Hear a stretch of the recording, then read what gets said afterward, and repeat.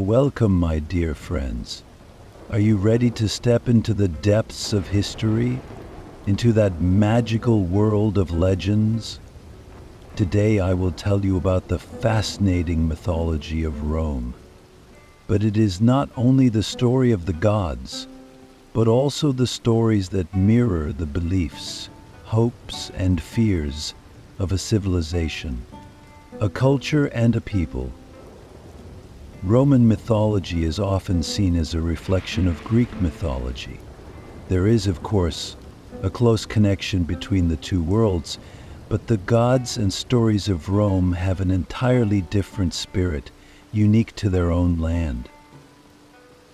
In these stories, the lives of warriors, agricultural workers, mothers, and children, in short, the lives of ordinary people are intertwined with the gods, because for the Romans, the gods are not unapproachable beings of distant lands. They are a part of their daily lives. As we travel through these stories, we will discover not only the gods, but also their impact on people, the joy of sacred festivals, and the deeper meanings of epics. So, from the god Mars, who shaped the fate of Romulus and Remus, to the thunder of the mighty Jupiter, let us begin our journey through this mythological world. But first, let me end with a question. Are the gods really the forces that shape our destiny? Or do we rewrite their stories to suit our needs? Let us seek the answer to this question together. Dear friends, I will now take you back to the beginnings of Roman mythology, to those ancient times when the gods took shape in the shadows and settled into the beliefs of the people. But to understand this story, it is not enough to think of the mythological world of Rome only within its own borders. For Roman mythology is not a tree sprouting from a single root. It is a forest whose branches reach out in all directions, where the winds blowing from different cultures scatter its seeds and sprinkle its soil. So let's go down to the roots of this forest together. When most people think of Roman mythology, they think of a copy of Greek mythology. Of course, there is a grain of truth in this view, because the Romans were masters at taking the cultures of the lands they conquered and transforming them. When they encountered the glorious stories of the Greek gods, they remodeled them to suit themselves. Zeus was the king of the heavens, but for the Romans he was now Jupiter, more disciplined, more authoritarian, and a figure that truly represented the power of Rome. Athena was the goddess of wisdom, but in Rome she became known as Minerva, more associated with strategy and war plans. Greek mythology was the basis, the inspiration for Roman mythology, but the Romans took the Greek gods and adapted them to their own needs, to the values of their society. But Roman mythology is not just Greek, my dear friends.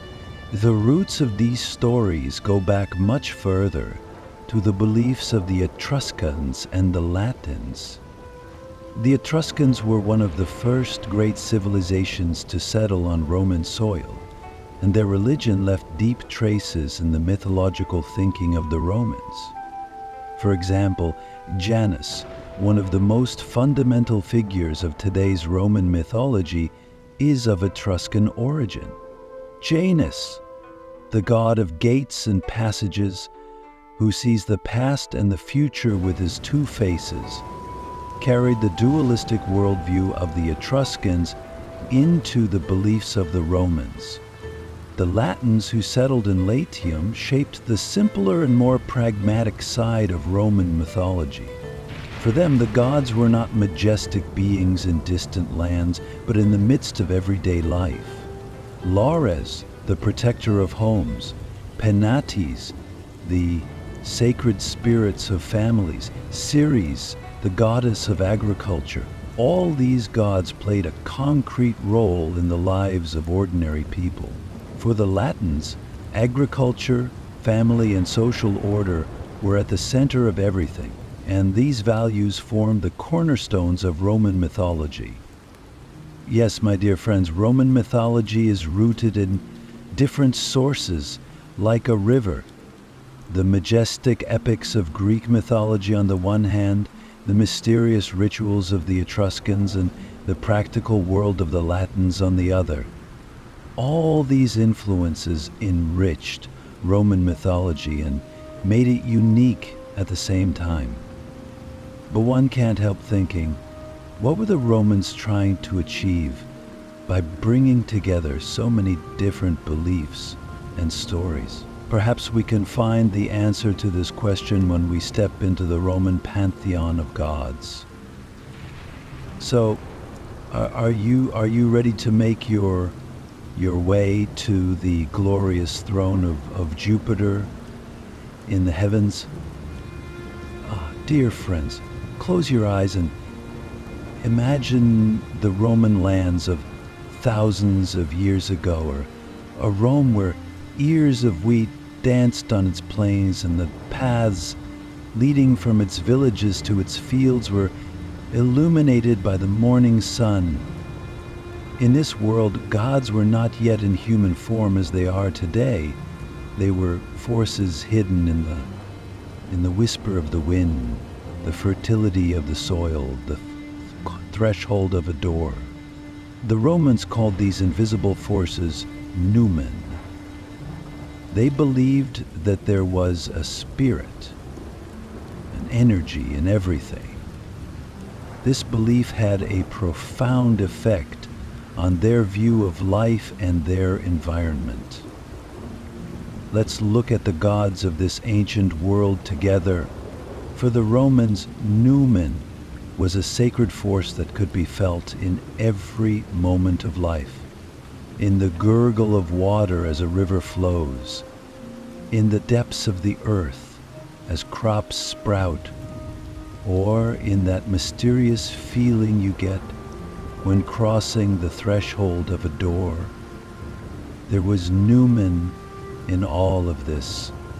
These forces could harm or help people, but they had to be appeased, revered, and lived with in peace. The religious life of the Romans was full of rituals and ceremonies to please these forces. Over time, these invisible forces began to take on personalities, to be defined by stories and transformed into gods. But let us not forget that this transformation did not happen overnight. It took place over centuries, shaped by the needs of an agricultural and family-oriented society. One of the most important gods of Rome during this period was Janus. Janus, this unique figure who could see the past and the future at the same time with his two faces, was the god of transitions, beginnings and endings. The gates of houses, the walls of cities, even the first month of the year, Januarius, was blessed with his name. Romans would first pray to Janus when embarking on a journey, starting a new journey late afternoon, going to bed by night, and waking up in the same day of the week due to the demands of the work they had been called to do, because Janus was a guide who would protect them in every transition. What about Vesta? Yes, my friends, the story of Vesta lies at the heart of Roman mythology. She was the guardian of the hearth fire, the home and the family unit. Every fire that burned in the Roman home represented the sacred light of Vesta. In the city, the sacred fire that burned in the temple of Vesta symbolized the strength and unity of Rome. That fire was never extinguished, because its extinction meant the fall of Rome. Vesta's priestesses, the Vestal virgins, were charged with guarding this fire, and their lives were full of devotion. But Rome's mythology was not just about the great gods. The little spirits, the guardians of their homes and families, were also extremely important to the Romans. Lares and Penates were the best known of these guardians. Lares were the spirits of the ancestors, protecting families in their daily lives. Penates were the gods of abundance and fertility in the home. In the food cupboards or in the kitchen, they were the sacred forces that ensured the survival of a family. When a family set out, they carried the figures of Penates with them because it was unthinkable to go anywhere without their protection. And so it is, my dear friends. The gods of Rome were intertwined with the everyday life of the people. They lived not only in the temples but also in the hearths of the houses, in the middle of the fields, by the side of the roads. But one cannot help thinking, how did such a simple and practical belief system evolve into a world of grandiose gods and great epics? To understand this, we need to explore Rome's growing power and changing needs. In the next chapter, we will see how Rome created new gods and stories through conquest. Are you ready to go deeper into this magical world now? Dear friends, I want to take you to the heart of Rome's majestic pantheon, to that magical world where gods reign and people bow in awe. But first, I want you to look up at the sky in this world. Think of those moments when lightning flashes and clouds rumble. Behind those thunders was Jupiter, the supreme god of Rome. He was the king of the gods, the symbol of power, authority, and justice. But the story of Jupiter was not only the story of Rome, but also of the Greek gods. Let us witness together the rise of this ancient god in the Roman pantheon. Jupiter was a god whom the Roman people regarded as the Lord of the heavens. The lightning bolt in his hand symbolized that he was both protector and punisher. But you should know that Jupiter's rise to the top of the Roman pantheon was not such a simple story. When the Romans came into contact with Greek culture, they were fascinated by the greatness of Zeus in his fascinating stories. But by combining the powers, duties, and stories of Jupiter and Zeus, they made their gods greater and more majestic than the Greek gods. But beware. Jupiter was not just a copy of Zeus. He was a figure who represented the soul of Rome, giving life to the discipline, loyalty, and strength of the people. And standing next to Jupiter was his consort, his queen, Juno. Juno, a goddess known for her jealousy and anger, yet so powerful and respected. She was the patroness of marriage and women. Many Roman traditions were dedicated to Juno, and women prayed to her for fertility and peace in their marriages. But Juno's importance did not end there. She was a force that accompanied Jupiter's splendor in the sky and symbolized Rome's great victories and the unity of the people. And of course, with Juno, we come to Minerva, the third of Rome's famous triad of gods. Minerva was the goddess of wisdom and strategy. Although inspired by Athena of Greek mythology, Minerva meant something very different to the Romans. Not only on the battlefields, she was also the patroness of craftsmen, artists, and thinkers. Minerva's temples were not only places for military victories, but also for the celebration of knowledge and the arts. Under her guidance, the Romans gained strength in both war and peace. But my friends, the Roman pantheon of gods did not only consist of these three great figures. Mars was one of Rome's most beloved gods. You can think of him as the patron not only of war, but also of agriculture. Mars represented Roman toughness, discipline, and determination. In early Rome, his role in the life of the people as the god of agriculture was replaced in the following centuries as the god of war. The sacred symbols and festivals of Mars became important events celebrating the greatness of the Roman army. Each of these great gods was part of Rome's identity. Their stories evolved, expanded, and strengthened as Rome grew. But one cannot help wondering, how did these gods come together with foreign gods from the lands Rome conquered? How was Rome's pantheon enriched with new gods, and how did the people's beliefs change? In the next installment, we will witness the transformation of the Roman pantheon as the conquests transformed the world of the gods. Get ready, because this journey is about to get even deeper.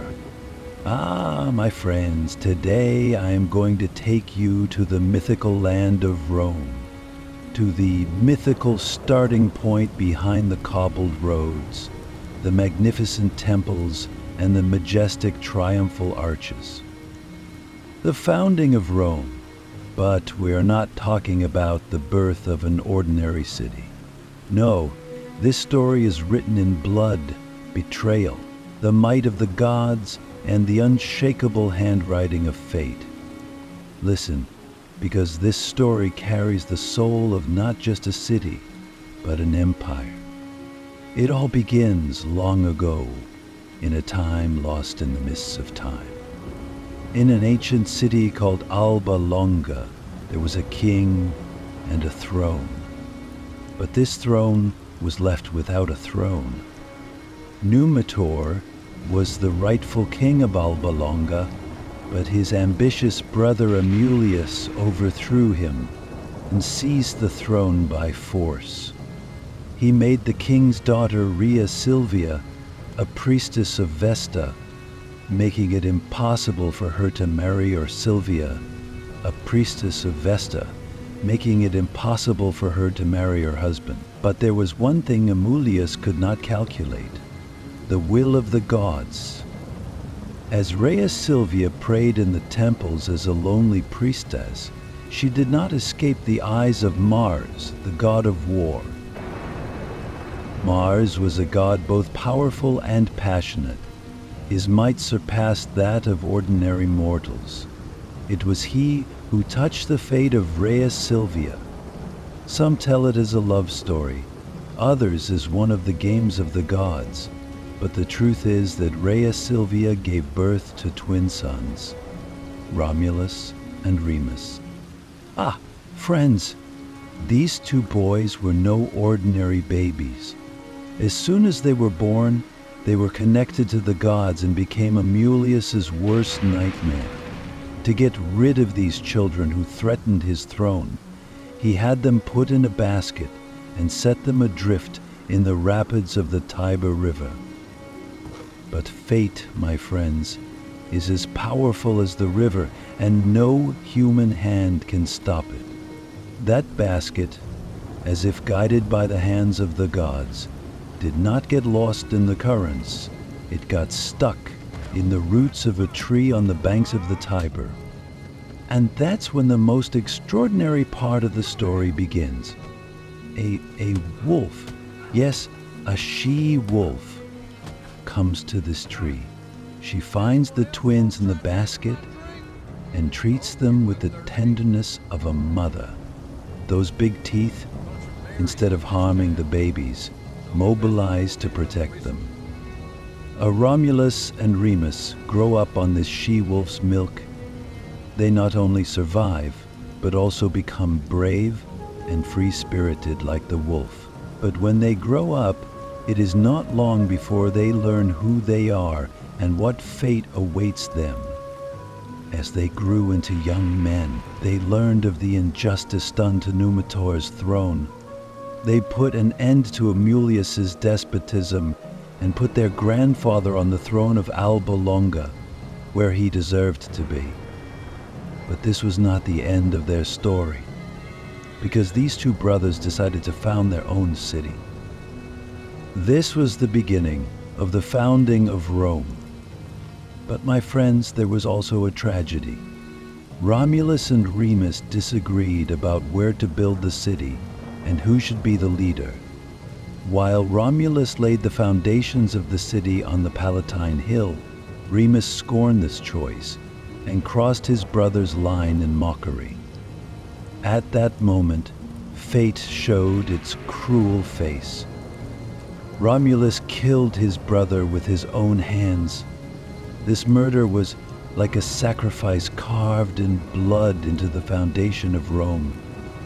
Romulus became the first king of Rome. The city was named after him, but it was not only a city of men, it was a city of gods. This leader, descended from the blood of Mars, began to build the greatness of Rome. So, my friends, don't you wonder how Rome became a civilization under the watchful eye of the gods? In the next chapter, I will tell you about the influence of the gods on Rome's growing power and how they shaped this city. Wait, because this story doesn't end here. It's just beginning. Ah, my friends, having described Rome's majestic pantheon of gods and their epic stories, let us now talk about how these gods were rooted in the everyday life of the Roman people. For in Rome, the gods were not just distant beings hovering in the heavens. They could be felt in every corner of the city, at the hearth of families, in the fields, even in the marketplace. The gods breathed in and out of every moment of life, like guardian spirits woven into the fabric of Rome. Above all, my friends, the Romans remembered the gods not only with fear but with love and respect. They were spiritual forces that facilitated, protected, and guided people's lives. For example, in a family home, prayers were said to Lares and Penates every day, and small offerings of bread, fruit, or wine were made to them on small altars. Lares were the guardian spirits of the family, while Penates was the symbol of the kitchen and abundance in the home. Imagine, these gods were thanked before every meal or on every new day, because the Romans knew that these small rituals would keep their home free from evil and bring peace and prosperity to their family.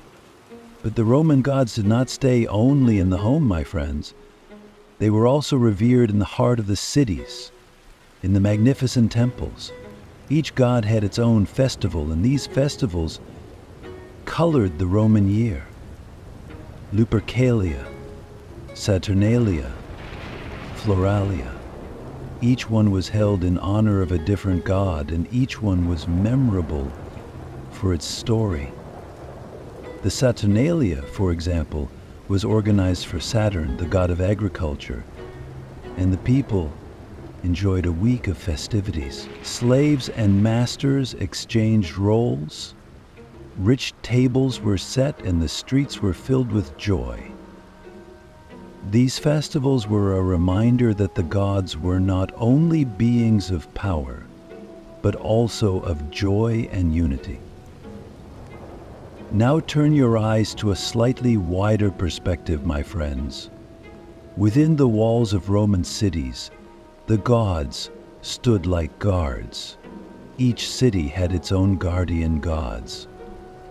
One of the most sacred protectors of Rome was Minerva, the goddess of intelligence and strategy.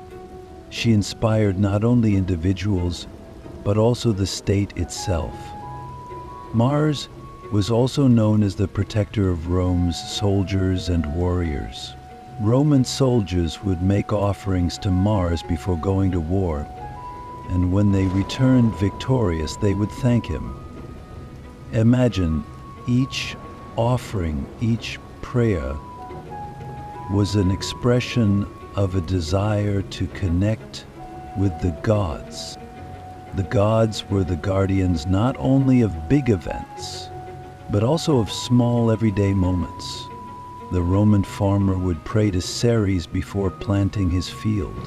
Janus was prayed to when a new year began, Vesta for the safety of her gates. Everyone wanted something from the gods, but the Romans knew this well. The gods expected everything in return. So offerings, prayers, and rituals were not just worship, but an exchange. You bring us abundance and we will show you our gratitude, the Romans would say.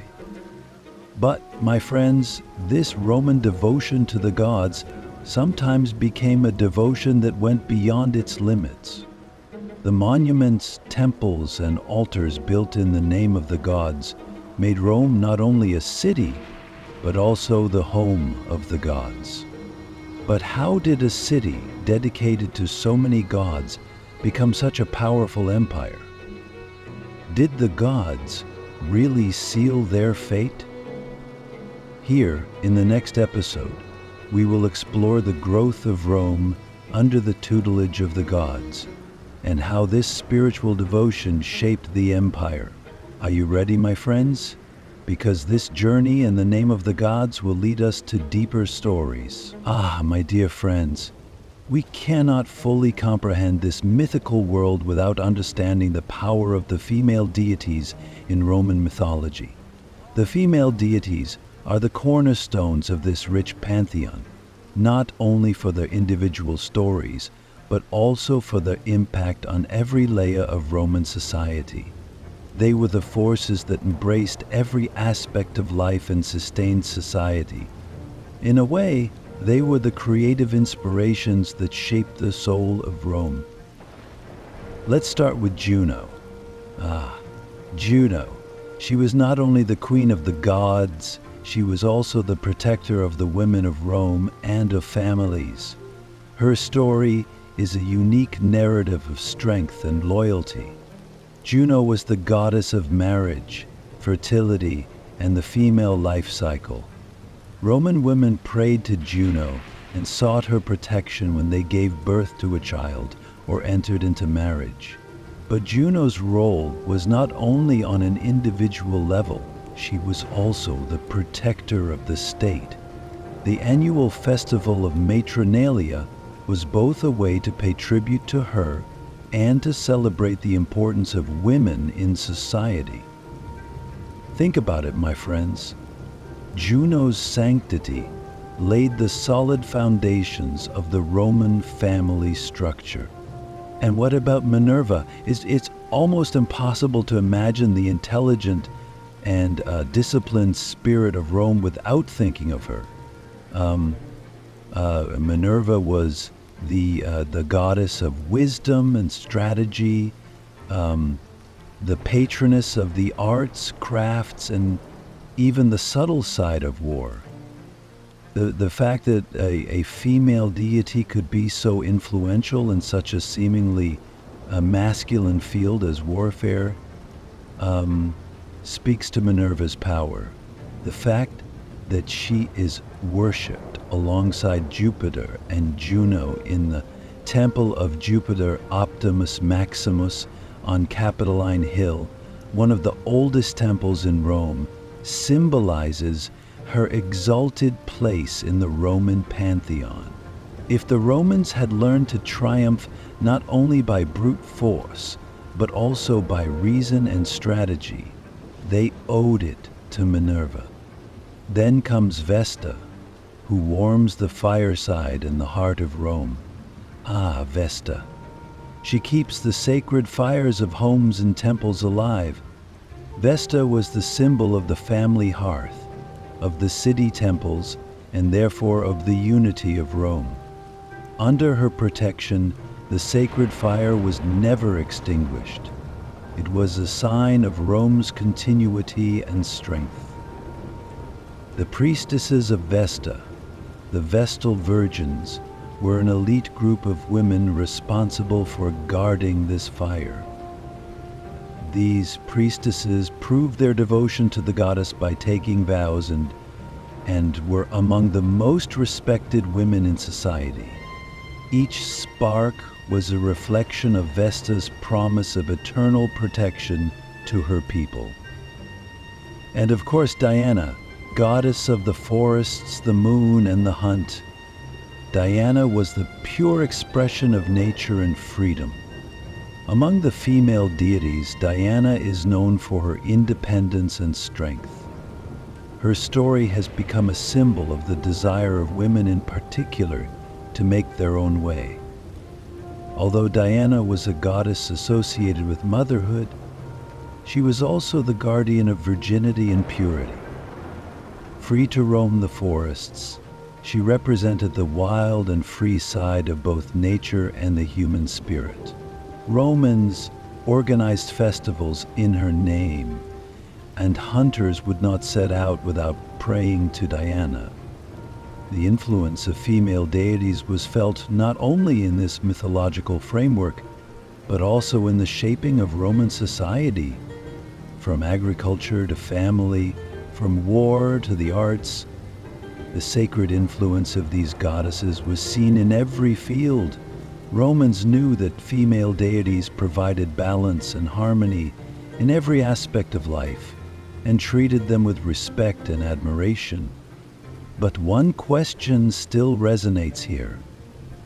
What role did the influence of these powerful female deities play in the historical and cultural transformation of Rome?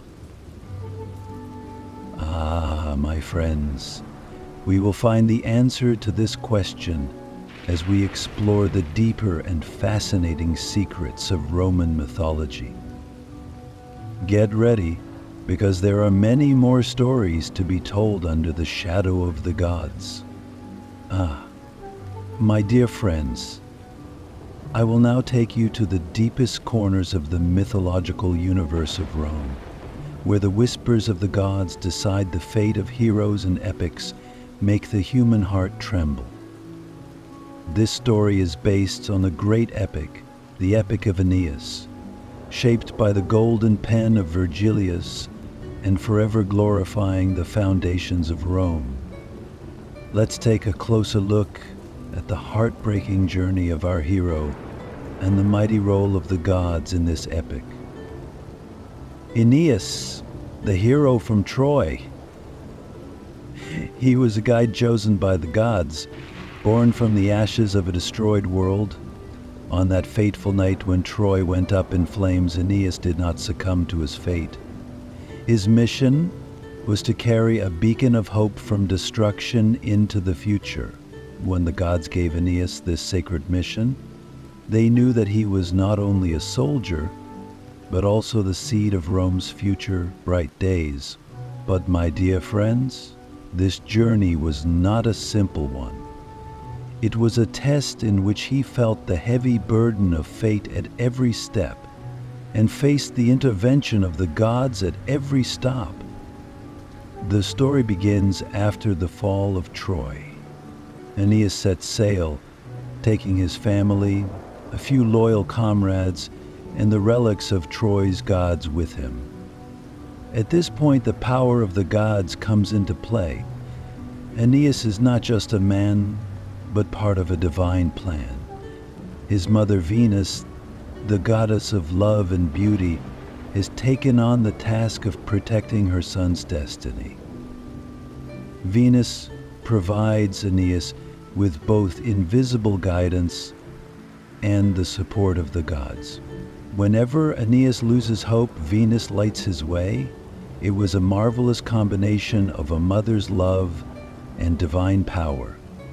But, dear friends, it is important to remember that the gods are not always benevolent. Neptune, god of the sea, and Juno's anger at Aeneas made his journey even more arduous. Juno knew that Rome would one day threaten the rise of Carthage. Therefore, she opposed Aeneas's fate and did her best to undermine his journey. Storms, the the waves of the sea, deceit bordering on treachery. Aeneas had to overcome all of these challenges, but each time, the other hand of the gods, Venus or another god, protected him. Juno's intrigues did not cause Aeneas to deviate from his destiny, even for a moment, because fate, my dear friends, is a force that even the gods cannot resist. Aeneas' stop in Carthage is one of the most touching moments of this epic. Here he meets Dido, the legendary queen of Carthage. The love that flares up between them as a result of a trick of Venus reveals once again the influence of the gods on the destinies of men. However, this love cannot overcome the limits of fate. Even though Aeneas falls in love with Dido, he cannot give up his duty to build Rome. This conflict between love and duty shows us the human side of Aeneas and the power of the gods over him. Dido's tragic end reminds us how cruel the games played by the gods can be for humans. At the end of the journey, Aeneas reaches the land of Italy. However, this is not an end but a beginning. Here, the will of the gods appears once again. Heroes descended from Mars will be born here, and Romans descended from Venus will rise in this land. The difficulties Aeneas faces in Italy are the final tests orchestrated by the gods. Yet these trials cannot prevent Aeneas from laying the sacred foundation of Rome. This sacred mission paves the way for Rome's emergence on the stage of history as the eternal city. Ah, my friends, think now. Who sealed Aeneas' fate? His determination? The plans of the gods? Or a combination of the two? Where do the limits of the gods' intervention in human destiny begin and end? We will continue to walk through the epics to find the answers to these questions. But in the next installment, we will dive into other legends of Roman mythology that shape the human psyche and explore together the gods' games of justice, anger, and mercy. Are you ready? Because the story is taking a new turn. Ah, my dear listeners, today I will take you out of the mists of time and into the magical world of myth. Today, you will hear a story shaped by the might of the gods and the courage of heroes. I will tell you about the legendary hero Hercules, how the Hercules of the Greek world was reborn on Roman soil, his heart-pounding struggles, and how this great hero became a symbol for the Roman people. Hercules. Ah, even his name carries an echo of power, doesn't it? But remember, dear friends, his story is not just about the brawn of a hero. Let's dive into the dark corridors of the past together and try to understand how this colossal figure made his way from Greece to Rome. For the Greeks, Hercules was a figure caught between gods and men. Zeus, his father, had granted him immortal life, but had not spared him the powers of his divine blood. In Greek myths, his story was a journey full of hardships, the jealousy of the gods, the treacherous plots of his enemies, and of course his famous 12 labors. Each task was a page of epic that tested his courage and steeled his resolve. But when we come to Rome, dear friends, here things change. The Romans didn't just see Hercules as a Greek hero, they reinvented him, adapting him to their culture. His name was now Hercules, and with this new name, his story was reshaped to fit the glory of Rome. The Hercules of Rome was not just a hero, he was a protector. He became a figure whose power protected Rome's borders from evil and ensured the welfare of the people. Its victories were a symbol of Rome's greatness. It is said that one day, when Hercules landed in Italy, he fought a terrible giant on the banks of the Padus River to reclaim his stolen sacred cattle.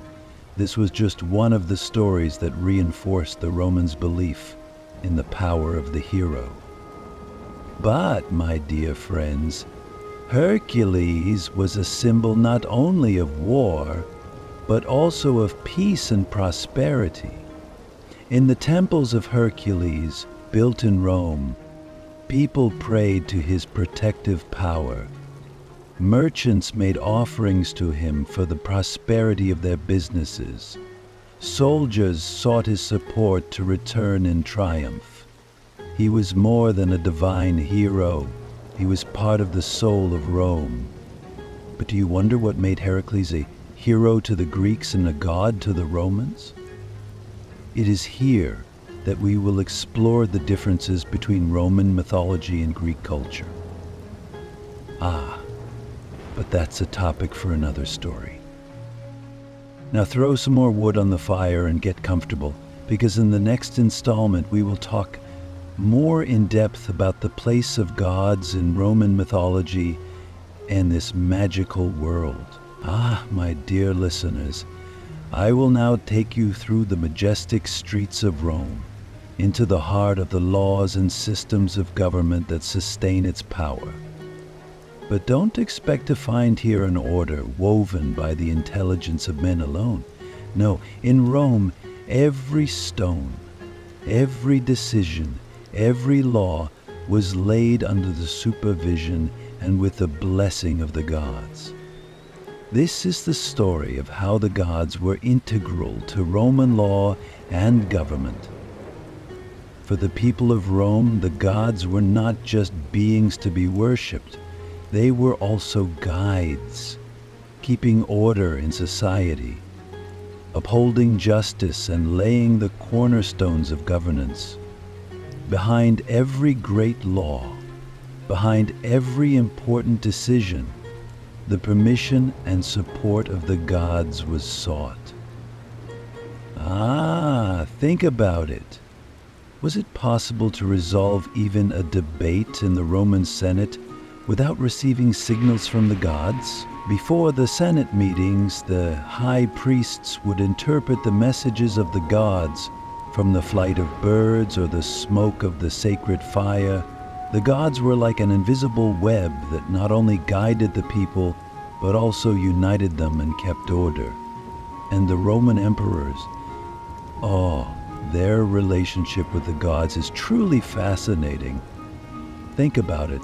How could an ordinary person have the courage to rule such a huge empire? The answer is simple: by believing he was blessed by the gods. Starting with the first Roman emperor, Augustus, emperors identified themselves as the representatives of the gods on earth. After Augustus declared Julius Caesar to be a god, he came to see himself as the Son of God. This was not just a title, it was the basis of the people's loyalty to their emperor. But this relationship in Rome was not a one-sided bond. Emperors built magnificent temples and organized large festivals to show their gratitude to the gods and to ensure their continued support. Imagine the splendor of the Temple of Mars, dedicated to the god of war. It was not only a place of worship, but also a symbol of Rome's victories and power. For the Romans, there was a subtle connection between law and the gods.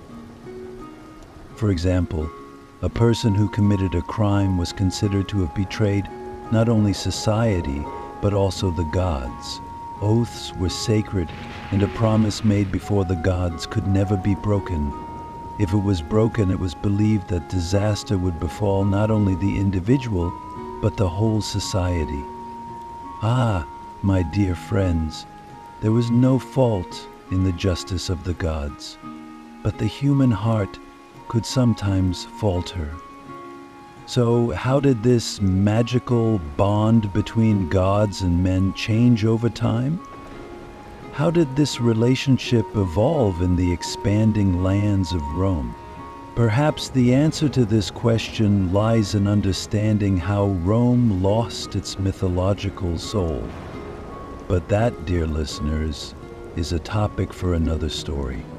Keep the fire burning and listen up, because in the next episode, I will tell you about the Roman spirit of war and the place of Mars in this story. Do you wonder what divine forces were behind the victories on the battlefields?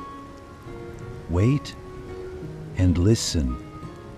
My dear listeners, do you now hear the sounds of steel echoing across the victorious battlefields of Rome, the steady march of the armies, the battle cries and shouts of triumph? Was it only the courage of the soldiers or the intelligence of the commanders behind it all? No. In every Roman victory, in every sword stroke, and in every conquered land, there was the shadow of a god, Mars, the god of war.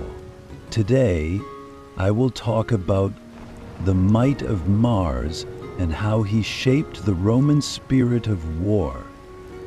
Mars was no ordinary god of war for the Romans. He was the patron not only of war, but also of victory, order, and the future of Rome. His name was invoked sacredly in everything from sowing the fields to wielding the sword. But Mars was not always thought of as a figure who shed blood on the battlefield. Initially, he was a god who protected the fertility of agriculture.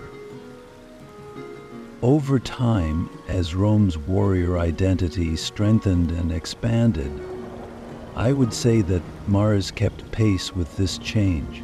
Yes, my dear friends, as the spirit of Rome was molded by war, Mars was reborn as a god of war.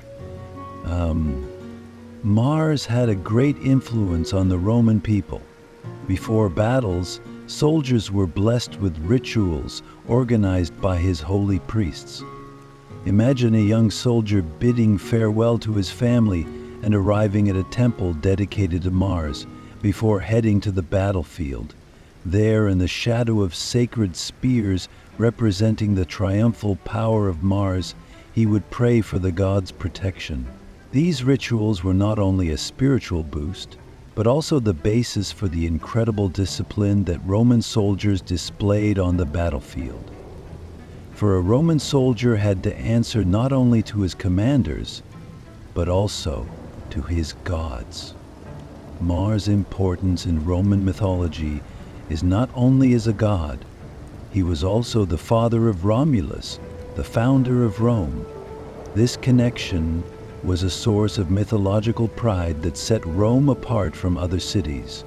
The Romans believed that they had the power of Mars in their blood, and therefore could never be defeated in battle. Every victory was dedicated to Mars. In triumphal processions, soldiers would return to the city singing songs in his name, and the people would flock to the temples to show their gratitude to the god of victory. Imagine, dear friends, the splendor of the Temple of Mars, a reflection of Rome's warrior spirit. This sacred structure was not only a place of worship, but also a center where victory was blessed and future conquests were planned. The statue of Mars, inside the temple, sword in hand, eyes searching for distant enemies, was a reflection of Rome's unquenchable desire for conquest. But, my friends, the shadow of Mars was felt not only in Rome's victories, but sometimes also in its defeats. When a battle was lost, sacrifices were offered to appease the gods' anger. The silence of Mars hung over Rome like a dark cloud. For the Romans blamed their failures not on their own failures, but on the loss of the favor of the gods. But was Mars just a god? Or was he a symbol to explain Rome's extraordinary success in war? Perhaps we can find the answer to this question by examining Rome's relationship with other gods. But let's stop here for now, because in our next story, we will talk about the changing mythological world of Rome and the place of the gods in that change. Are you ready? Throw a few more logs on the fire and stay tuned. Because next up is how the mythological face of Rome has changed over time.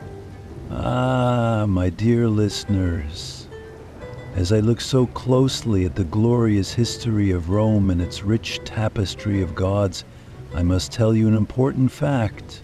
Rome, like every great empire, has not escaped change.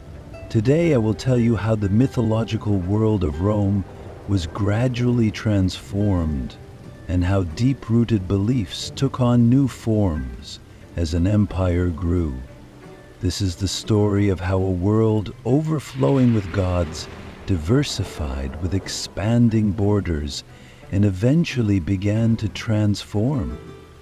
Rome's mythological beliefs began when it was a small state, but as borders grew and the footsteps of legions echoed across distant lands, Rome's polytheistic faith began to encounter the local cultures of conquered lands. Oh, think of it. With each new victory, it was not only gold and spoils that were carried to Rome, but also gods, rituals, and stories that filled the borders of the great capital. These gods were added to Rome's pantheon of deities, and their presence was seen as a sign of Rome's greatness. And of course, there is a very important figure in this story, Mithras.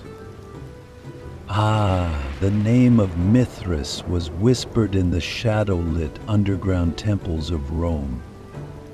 The cult of Mithras came to Rome from the east, from Persia. His story and rituals spread quickly among the Roman legionaries. And why? Because Mithras was a soldier god. He symbolized courage, discipline, and loyalty. This scene symbolized the rebirth of life and the god's sacrifice for humanity. The worshippers of Mithras practiced their rituals in secret, gathering in underground temples called Mithraeum. This quiet and deep devotion added a new layer to the complex religious fabric of Rome. But Mithras was not alone. Gods from all over the empire moved to Rome. Isis, the enchanting goddess of Egypt, was adopted as a figure who protected and tenderly embraced the Roman people. Greek gods mingled with their Roman counterparts, taking on new stories and meanings. Instead of submitting to Roman power, local gods became part of it. Rome's pantheon thus became like a mosaic, reflecting the diversity of the empire. But this diversity began to challenge Rome's traditional beliefs. As the number of gods grew, so did the allegiances of the people. Each new god called into question the place of the old gods. Roman mythology, while expanding its power and glory, seemed to be moving away from its own essence. The hierarchy of the gods began to diversify. Some Romans accepted these changes with great pride, because it was a sign of Rome's overarching greatness. But for others, it meant that the sacred order was under threat. So, dear listeners, Where would this transformation lead? What place would Mithras, Isis, and others occupy in Rome's belief system? How would this polytheistic mosaic gradually give way to a monotheistic world? We need to dig deeper to find the answers to these questions. And in our next story, we will witness Rome's transition from its last gods to Christianity. People have a natural discordant image of God before them. In our heads, Jesus is here, who was also called the Messiah. Are you ready? Rekindle the flame a little more and look forward to the next chapter, because this story is not over yet. My dear listeners, I am going to take you to the most exuberant, colorful, and unforgettable moments of Rome.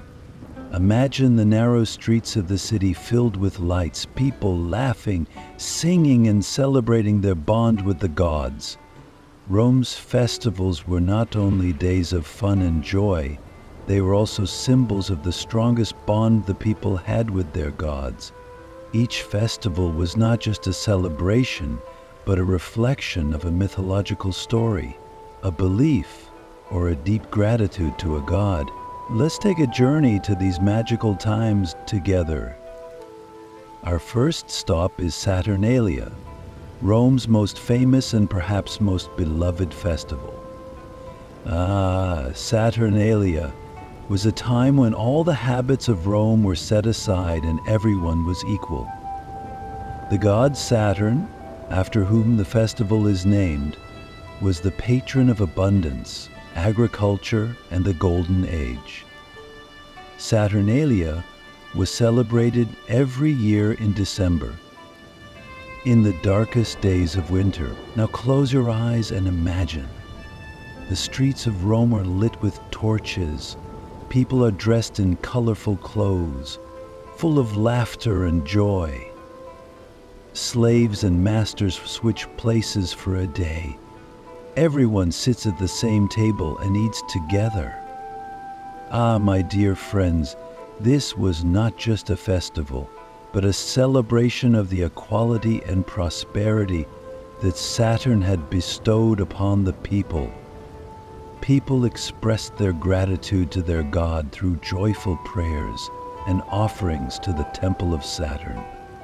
But speaking of the exuberance of the Saturnalia, one cannot miss another important festival, Lupercalia. This festival was a gift to the gods of love, fertility, and the renewal of nature. Celebrated in February, this ancient tradition was a ritual that strengthened the people's bond with the forces of nature. In this festival, which dates back to the roots of Rome, young men would come to a sacred cave where rites dedicated to the gods were performed. According to legend, Lupercalia was born in the cave where Romulus and Remus were suckled by a she-wolf. During the festival, young people dressed in animal skins would go around the city and touch the people to bring prosperity and happiness. Imagine not only the power of the gods, but also the power of nature and fate was felt at Lupercalia. These festivals were not just rituals, but moments that revitalized the people's relationship with the gods and blessed them. Thanks to their festivals, the Roman people felt close to their gods and believed that they had earned their protection and favor. Prayers, dances, songs, all were meant to soften the hearts of the gods and help them help the people. But remember that behind every festival lies a mythological story, a belief, a tradition. The Roman people believed that the gods were always watching over them. So festivals were not only a celebration, but also a sign of devotion. But my dear friends, let's not stop there. Speaking of the magical festivals of Rome, shouldn't we explore in more detail how they shaped the lives of the people and deepened their religious beliefs? And beyond Saturnalia and Lupercalia, what other rituals strengthen this bond with the gods? Stay around the fire a little longer, because in my next story we will shed light on the last days of Roman mythology and how beliefs were transformed. Ready? Let's throw a few more logs on the fire and continue our journey. Ah, my dear friends, from the ancient days when the great gods of Rome ruled for centuries and the people lived a life dependent on their power, we now step into a different era. The majestic gods of Roman mythology, their legendary stories and rituals, they were once the heart and soul of this land. But like all great stories, it had to end one day. Today, I'm going to tell you how, step by step, Roman mythology faded into the shadows, giving way to a completely different belief system. What you hear may sadden you, surprise you, but it may also fascinate you. Imagine, in the heyday of the Roman Empire, the gods were everywhere. Jupiter ruled the skies, Mars protected soldiers on the battlefields, Minerva illuminated the path of those seeking wisdom. People showed their faith in their gods with festivals, offerings, and prayers. But everything has a cycle, doesn't it? Rome's expanding borders brought with it new cultures, new ideas, and, most importantly, new beliefs. The collapse of Roman mythology did not happen suddenly. Oh no, it was a long and complex process. At first, there was a kind of fusion between Roman pagan gods and local gods. Beliefs like the sun cult of Mithras were incorporated into the Roman polytheistic system. People began to recognize the power of Mithras while worshiping Jupiter. But this diversity eventually turned into conflict. With the rise of a monotheistic religion like Christianity, these ancient gods gradually fell out of favor. But why? Why were the gods that everyone once feared and revered forgotten? Christianity promised the Roman people a new kind of forgiveness, hope, and equality. This especially won the hearts of the lower classes. Instead of sacrificing to Mars, the god of war, people now turned their prayers to a peaceful savior. When even the ruling classes of the empire began to take an interest in this new faith, the end of the gods became inevitable. In particular, Emperor Constantine's acceptance of Christianity and making it an official religion was the final nail in the coffin of the pantheon of gods. Pagan temples were either closed or converted into churches. But oh, my dear friends, the old gods did not disappear completely. They live on even today in literature, art, and culture. The stories of the gods have taken a new form, adapted to new religious doctrines. For example, old pagan festivals became Christian holidays. Saturnalia remained hidden in the roots of Christmas, while the echoes of Lupercalia were felt on Valentine's Day. This shows that Roman mythology is a story of transformation, not an end. And now, in the last sparks of fire, we feel the echoes of these ancient stories. The gods of Rome may have become mere symbols, but what they taught us, what they gave to human history, will be remembered forever. And what about you, my dear friends? Think for a moment. If the gods were truly forgotten, would we still be talking about their stories today? Perhaps they continue to live with us in another form. But that's a story for another time, isn't it?